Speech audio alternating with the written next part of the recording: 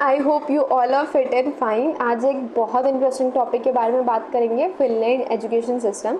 Finland का education system इतना अच्छा है ना कि वर्ल्ड बैंक ने उसको मिरेकल ऑफ एजुकेशन भी बोला है।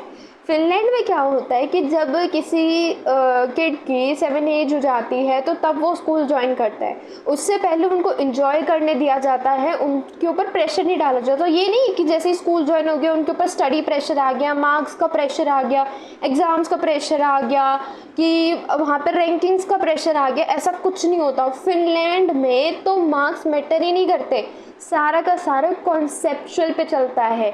जितने भी टीचर्स होते हैं सारे हाई क्वालिटी के टीचर्स होते हैं, उनके पास मास्टर्स की डिग्री होनी चाहिए, उनके पास मास्टर्स की डिग्री होनी चाहिए। और इंडिया में आप देखोगे जितने कुछ रेयर स्कूल्स होंगे जिसमें एजुकेशन पे फोकस किया जाएगा, और कुछ ही टीचर होंगे जो एजुकेशन पे कॉन्सेप्ट पे फोकस करते हैं। आज जितने भी स्कूल हैं, जैसे हम बोर्ड्स का देख लें, बोर्ड्स का क्या होता है, टीचर्स जल्दी जल्दी सिलेबस कंप्लीट कराने लगते हैं। बोर्ड्स है, वो अच्छे से पढ़ाते ही नहीं उस कॉन्सेप्ट को। मार्क्स मैटर करते हैं, मार्क्स इतने लाने हैं, आपको 90+ लेके आने हैं, आपको तभी कॉलेज मिलेगा। इंडिया में ये चीज़ है, आपको फर्स्ट आना है, आपको सेकंड आना है। रैंकिंग सिस्टम है इंडिया में, एक अलग ही कंपटीशन, एक अलग ही हसल में चलते रहते हैं सब। फिनलैंड में कोई रैंकिंग सिस्टम नहीं है, आप अपने तरीके से रहो। वहाँ पे बच्चे ना खुद का शेड्यूल बनाते हैं। आज दूसरी कंट्री में जो बच्चे हैं वो इतने ज़्यादा सक्सीड क्यों हैं? यही तो चीज़ है, एजुकेशन। वहाँ पे फ्री एजुकेशन मिलती है, वहाँ पे कोई भेदभाव नहीं किया जाता। पुअर लोग हैं, वो उनके पास मनी नहीं है तो वो ज्वाइन नहीं कर सकते। फ्री एजुकेशन होती है पूरी, प्री प्राइमरी स्कूल से लेकर हाई सेकेंडरी स्कूल तक फ्री। वहाँ पे कोई भेदभाव नहीं होता, टीचर्स अच्छे से पढ़ाते हैं। टीचर स्टूडेंट्स अपना खुद का शेड्यूल बनाते हैं कि उनको क्या पढ़ना है, क्या पढ़ाना है, खुद का चलता है वहाँ पर सब। हम जापान में एग्जांपल लेते हैं कि वहाँ पे स्कूलों में क्या होता है कि बच्चों को बीच बीच में वहाँ पे स्लीपिंग के लिए भी टाइम दिया जाता है। वहाँ पे जो वर्क प्लेसेस होते हैं, जापान में भी also we can take an example of Japan. वहाँ पे जो वर्क प्लेस होते हैं वहाँ पे क्या होता है, उनको स्लीपिंग के लिए अलग टाइम दिया जाता है ताकि वर्क प्लेस के टाइम वो थके ना। फिनलैंड में क्या होता है, हर एक लेक्चर के बाद 15 मिनट्स का रिलैक्सेशन दिया जाता है और कोई भी टीचर उनके बीच में इंटरफेयर नहीं करते।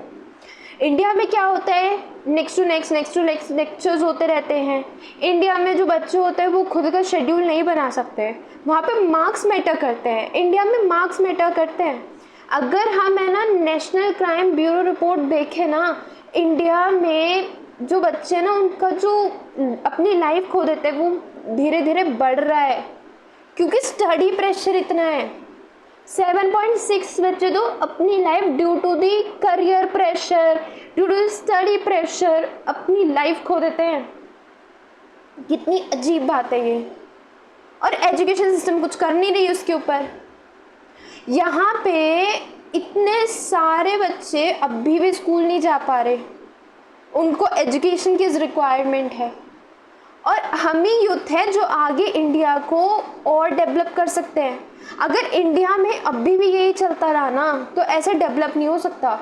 हम अगर कल या परसों की न्यूज़ देखें, एक लड़की थी, वो नीट की प्रिपरेशन कर रही थी, उसके नीट में कम नंबर आए, उसके फादर ने उसको कितना मारा और वो अपनी जान खो गई। उसको इतना मारा, इतना ज़्यादा प्रेशराइज किया जाता है बच्चों को मार्क्स के बिहाफ पे। फिनलैंड में ऐसा कुछ नहीं होता, वहाँ पे रैंकिंग सिस्टम है ही नहीं। रैंकिंग सिस्टम के बारे में बात करें, वहाँ पे जैसे टॉप लिस्टर्स होते हैं, नहीं मुझे फर्स्ट आना है, मुझे सेकंड आ रहा है। कॉन्सेप्ट पे ध्यान दो, कॉन्सेप्ट ही काम आएंगे, रैंक नहीं आएगी आने वाले टाइम में। इंडिया में ऐसा कुछ होता ही नहीं है, सबको मार्क्स के पीछे भागना होता है। मार्क्स है, सब मार्क्स है। नॉलेज कोई नहीं देखता, कोई भी नॉलेज नहीं देखता आज के टाइम में कि नॉलेज क्या है। अब खुद बताओ कि इंडिया में जितने भी स्कूल्स होते हैं, रेयर स्कूल होंगे जो एक अच्छी बेस्ट क्वालिटी ऑफ एजुकेशन पे फोकस कर रहे होंगे।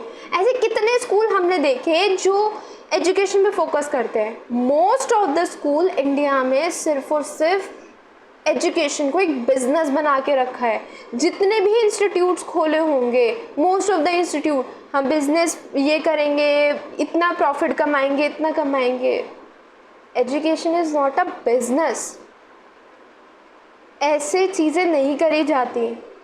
And government, India's government should take the step regarding this. अगर हमें डेवलप होना है ना, तो एजुकेशन इंडिया की अच्छी करनी ही करनी पड़ेगी। जैसे कल एक न्यूज़ आई थी कि जो CBSE है उसने 10th क्लास के लिए क्या किया है कि उन्होंने ऐसे डिवीज़न कर दी कि मतलब है ना, एग्ज़ाम 1 और एग्ज़ाम 2 कर दिया कि बच्चों के ऊपर ज़्यादा प्रेशर ना आए। बट हम लोगों की एक डिमांड और है कि एक 12th क्लास के लिए भी कर दे, क्योंकि 12th क्लास के ऊपर क्या होता है, ज़्यादा बर्डन आ जाता है। एक तो बोर्ड्स होते हैं, ऊपर से क्या होता है, कॉम्पिटिटिव एग्ज़ाम्स का बर्डन होता है बहुत ज़्यादा। हम अभी भी देखते होंगे 12th में क्या होता है, बोर्ड्स की भी प्रिपरेशन करते हैं, JEE की भी करते हैं, उसकी नीट की भी करते हैं, CUT की भी करते हैं, CA की भी करते हैं, बहुत सारा प्रेशर होता है। तो government should take the step regarding this. और फिनलैंड के एजुकेशन सिस्टम तो बहुत ही अलग है और बहुत अच्छा एजुकेशन है सच में। उसका तो एजुकेशन इंडेक्स में ना उसकी 4th रैंक है, इतना अच्छा एजुकेशन सिस्टम है उसका।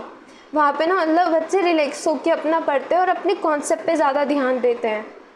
वहाँ पे मार्क्स तो मैटर करते ही नहीं है। इंडिया में अगर मार्क्स कमाए ना तो जजिंग शुरू हो जाती है।